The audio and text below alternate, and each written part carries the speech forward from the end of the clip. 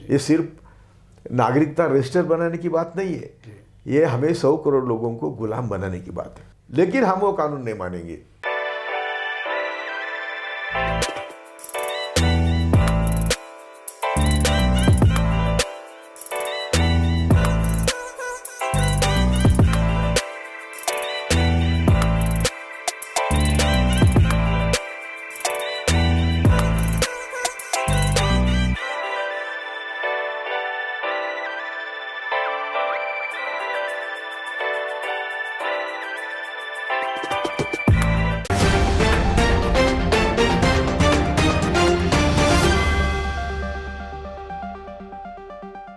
Hello, नमस्कार, आदाब, सत श्री अकाल और अस्सलाम वालेकुम। मैं मोहम्मद अहमद काज़मी लेकर आया हूँ आपका पसंदीदा कार्यक्रम आपके रूबरू। आज हम एक बहुत बड़े इंसान से मिल रहे हैं और जो देश में एनआरसी, जो नागरिकता संशोधन कानून के बारे में जितनी बहस हो रही है, चर्चा हो रही है, देश भर में प्रोटेस्ट हो रहे हैं और उसके साथ सभी धर्मों के लोग, सभी कमज़ोर तबकों के लोग इकट्ठे नज़र आ रहे हैं। ये एक बिल्कुल नए किस्म का सिनेरियो देश में उभर कर सामने आ रहा है। आज हम बात कर रहे हैं जस्टिस कोलसे पाटिल से, जो महाराष्ट्र से आते हैं और हाई कोर्ट के जज रहते हुए आपने इस्तीफ़ा दिया और सामाजिक कामों को अहमियत देने के लिए, दलितों के लिए, पिछड़ों के लिए काम करने के लिए आप मैदान में आ गए। अब न सिर्फ महाराष्ट्र बल्कि पूरे देश में, बल्कि देश से बाहर भी लाखों की तादाद में लोग आपको सुनना चाहते हैं और ये मीडिया स्टार वर्ल्ड की तरफ से हम आपका शुक्रिया अदा करते हैं कि आपने हमें वक्त दिया। एक बार हम इससे पहले भी मिले थे, आपसे बात करने की कोशिश की थी, अपने दर्शकों को मिलाने की कोशिश की थी। मैं बहुत ज़्यादा सवाल नहीं करूंगा क्योंकि आप मुसलसल इस एनआरसी की तहरीक में, कैंपेन में, आंदोलन में बहुत ही आगे एक बड़ा रोल अदा कर रहे हैं और आप साथ साथ सभी धर्मों के लोगों को इकट्ठा करके एक आपको नेतृत्व एक तरह से लोग दे रहे हैं। आप बताइए, जस्टिस कोलसे पाटिल 70 साल के बाद, आज़ादी के 70 साल के बाद, जब ये चर्चा होने लगे देश में कि हम में से कौन भारतीय और कौन भारतीय नहीं है और मुसलमान को सिटीजनशिप नहीं मिलेगी, एनआरसी और सीएए को मिलाकर के अगर देखें तो हमें ऐसा लगता है कि जैसे चाइना में डिटेंशन सेंटर, जैसे रोहिंग्या म्यांमार के, उस तरह का हाल होने जा रहा है। अगर ऐसी ही हालत आगे रही तो देश कहाँ जा रहा है और उसको रोकने के लिए आप क्या कर रहे हैं? हालत होने जा रहा नहीं, हालत हो गई है जी। आज आसाम में पहले तो उन्होंने 1 करोड़ बाहर निकाले थे, बाद में 40 लाख निकाले, अभी 19 लाख निकाले हैं। जी जी।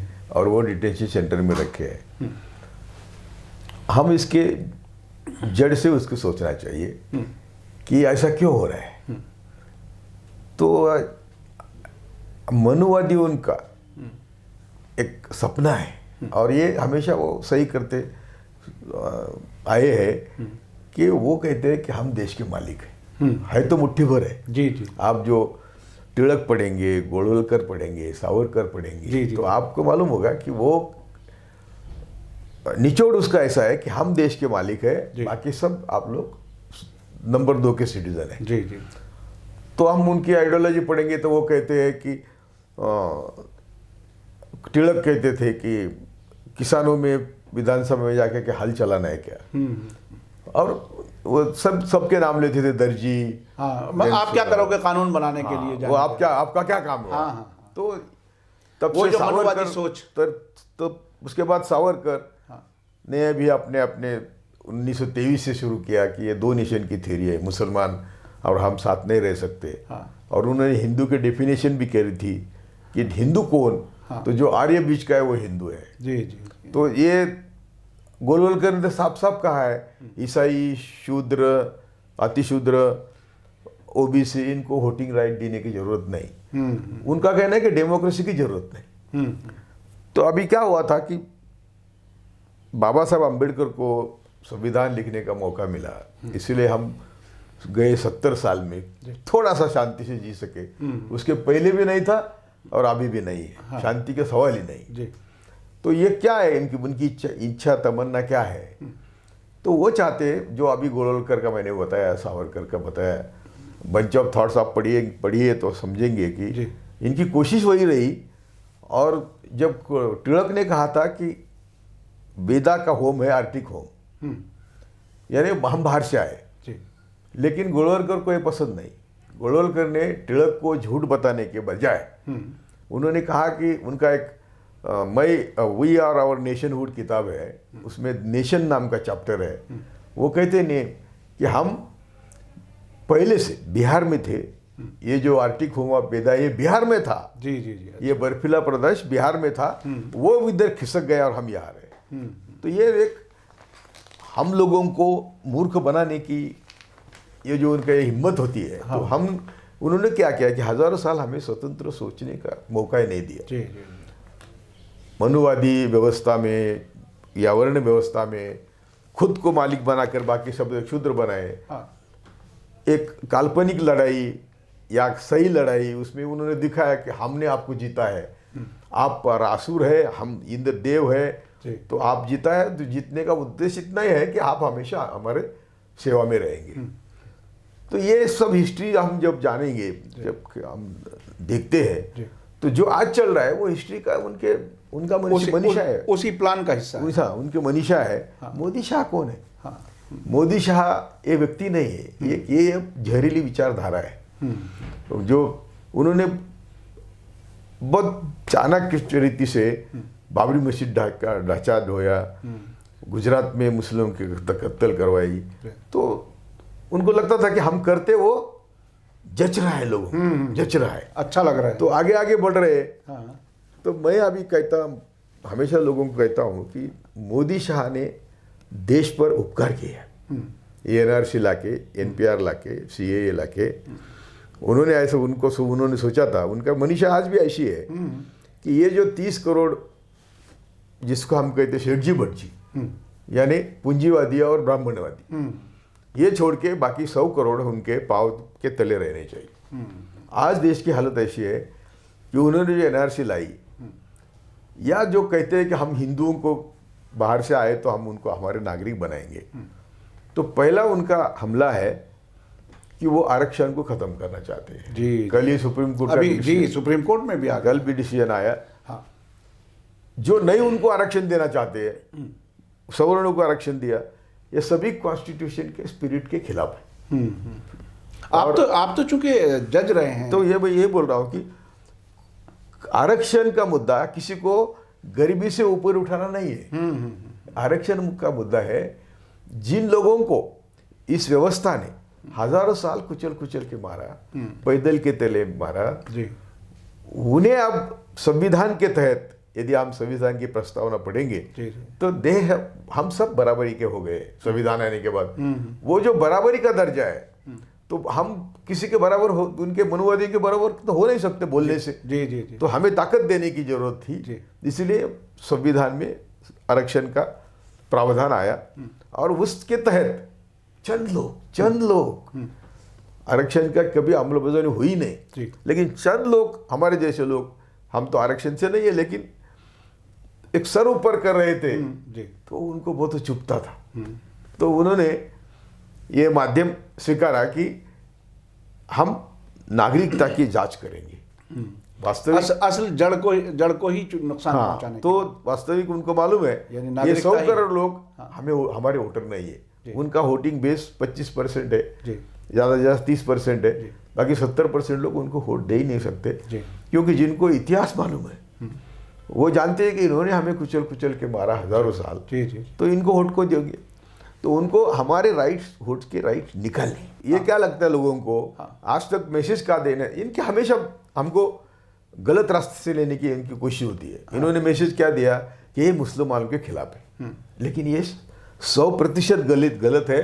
मैं अदर देन मुस्लिम लोगों को बोलता हूँ कि ये सब जाति धर्म के गरीब, SC, ST, OBC और हम सब के खिलाफ है। यदि मुझे पूछेंगे कि तेरे बाप की जन्म तारीख क्या है और उसका हमें सर्टिफिकेट दे दो, तो मेरे पास नहीं है।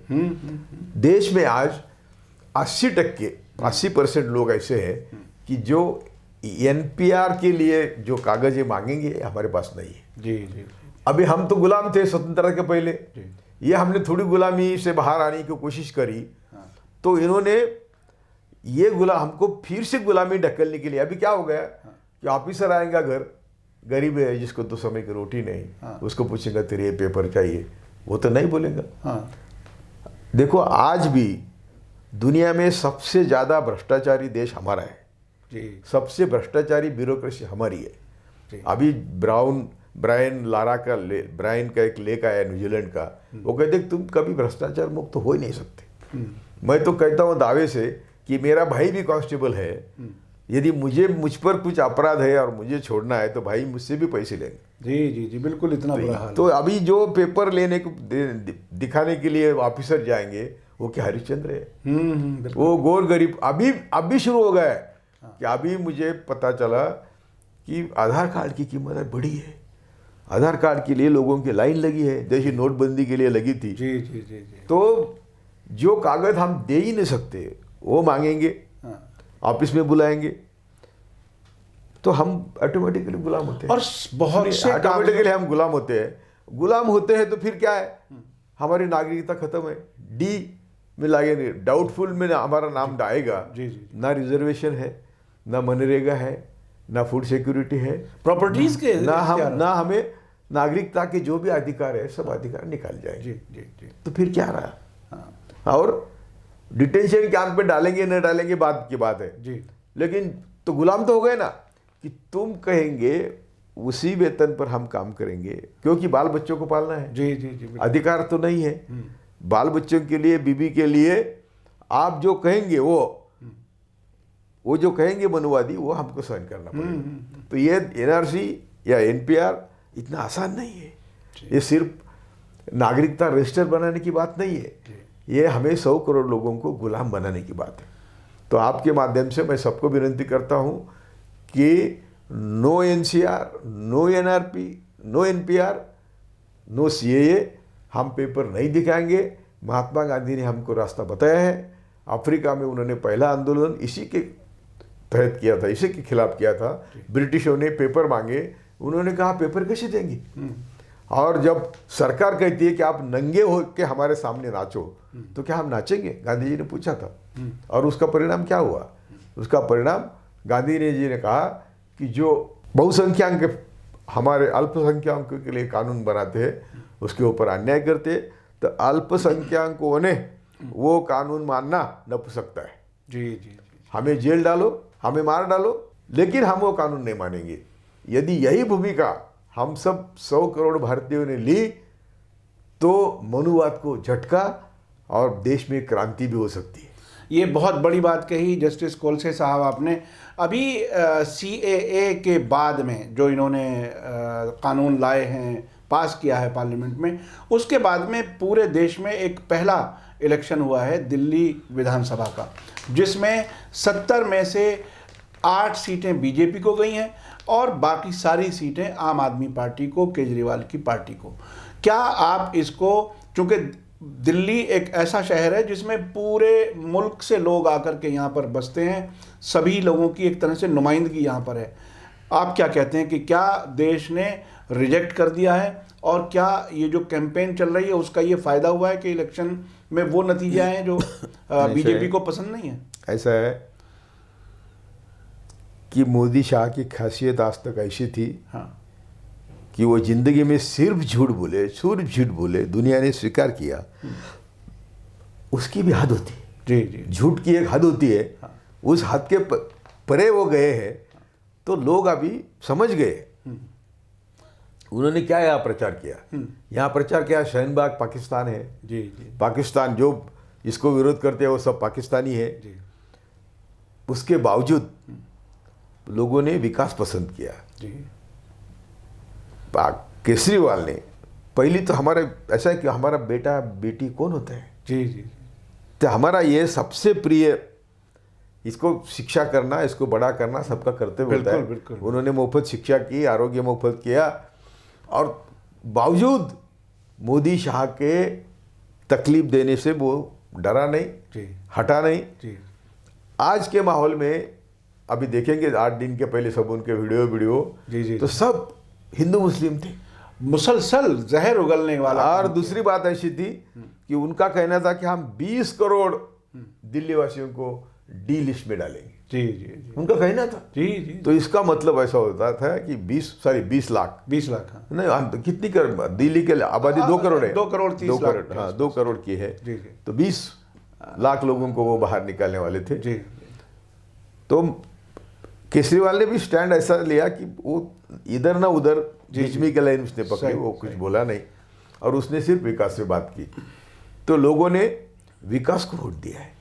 बावजूद ये मोदी शाह का सब काला इतिहास ऐसा है, कोई ईवीएम मैनेज करते हैं, वो वोटर्स को परचेस करते हैं, वो एमएलए को परचेस करते हैं, वो एमपी को परचेस करते हैं। मुझे डर था यदि 50 या 40-40 का फॉर्मूला होता है, 35-35 का भी होता है, तो अमित शाह 10-5 एमएलए तो खरीद कर सकता है। हाँ, कहीं से भी खरीद सकता है। बिल्कुल। तो मुझे लगता है, मैं चाहता था कि एब्सोल्यूट मेजॉरिटी मिले, वो केजरीवाल को मिली है, लेकिन वो उसके ऊपर भी निर्भर थे। हाँ। उन्होंने ईवीएम तो मैनेज किया ही है।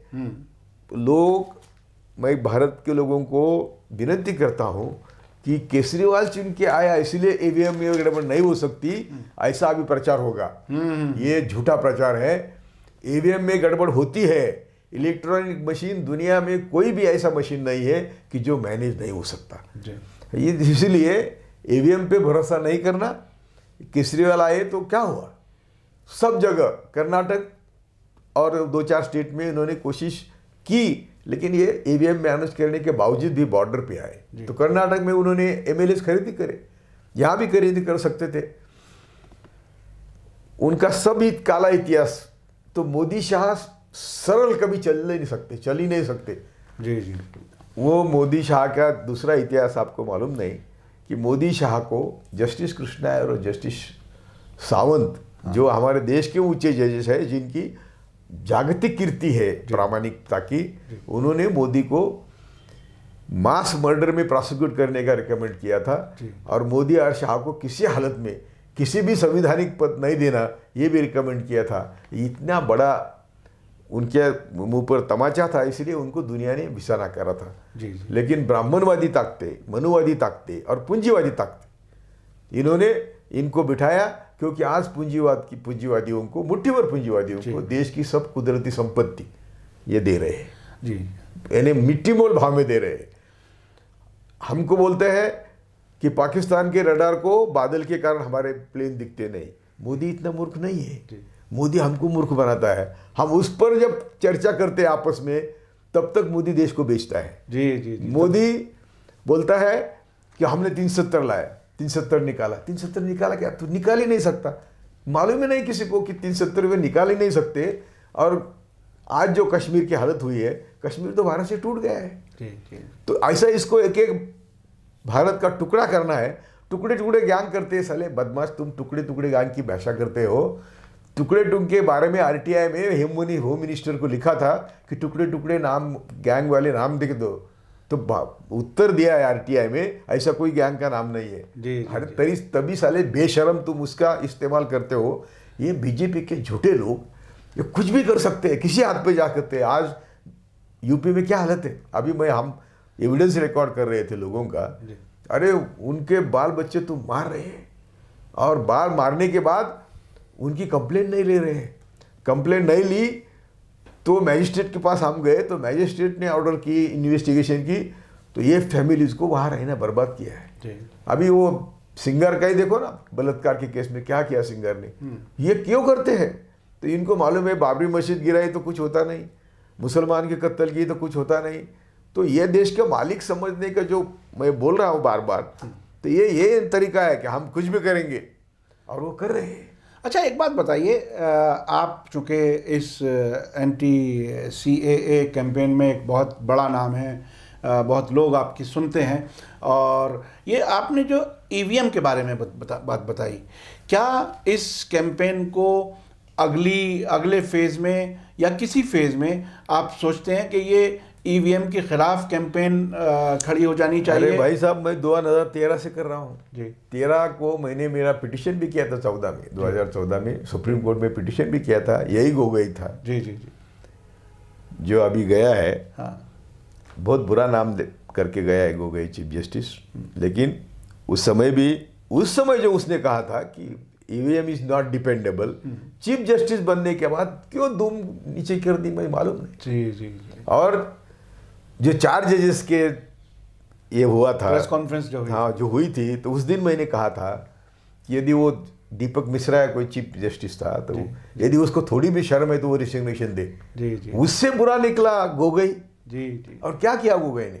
हर बात में सरकार को मदद की। जो अन्याय था, राफेल हो, ये सीबीआई आईबी का मैटर डिस्प्यूट हो, अयोध्या वाला जजमेंट, मैं तो बोलता हूँ कि आज मेरा वीडियो है, सब जजेस को मैं बोलता हूँ कि आप हमारे माँ बाप की ठिकानी है, माँ बाप जैसे आप है। आप जब अयोध्या के लिए एक्स्ट्राऑर्डिनरी जुरिडिक्शन का इस्तेमाल करके, जिन्होंने सुप्रीम कोर्ट ऑर्डर की धज्जियाँ उड़ाई, जिन्होंने संविधान की धज्जियाँ उड़ाई, जिन्होंने कायदा कानून को धज्जियाँ उड़ाई, उनको आप जमीन देते हैं, रिलीफ देते हैं, वो एक्स्ट्राऑर्डिनरी जुरिडिक्शन हो गया। अच्छी बात है भाई, चलो आपने डिस्प्यूट एक सेटल किया। आज एक्स्ट्राऑर्डिनरी जुरिडिक्शन, अरे देखो कल लड़कियों के वजाइना पर मारा है। जी जी जी जी, बहुत। अरे उनको ब्लीडिंग हो रहा है, वो एडमिट है। अरे जरा सुप्रीम कोर्ट जजेस आप भी थोड़ा तो सोचो, या आप सुमोटो कुछ तो करो अभी। और आप जब पिटीशन आता है तो क्या बोलते हैं? 370 का पिटीशन सुनने को आपको समय नहीं। इतने देश के जो इम्पोर्टेंट बातें हैं वो सुनने को समय नहीं। मैं तो आपको कहता हूँ कि सिर्फ आप ही देश को बचा सकते हैं, लेकिन आप हमारे माँ बाप होने को तैयार नहीं, हमारे ईश्वर होने को तैयार नहीं।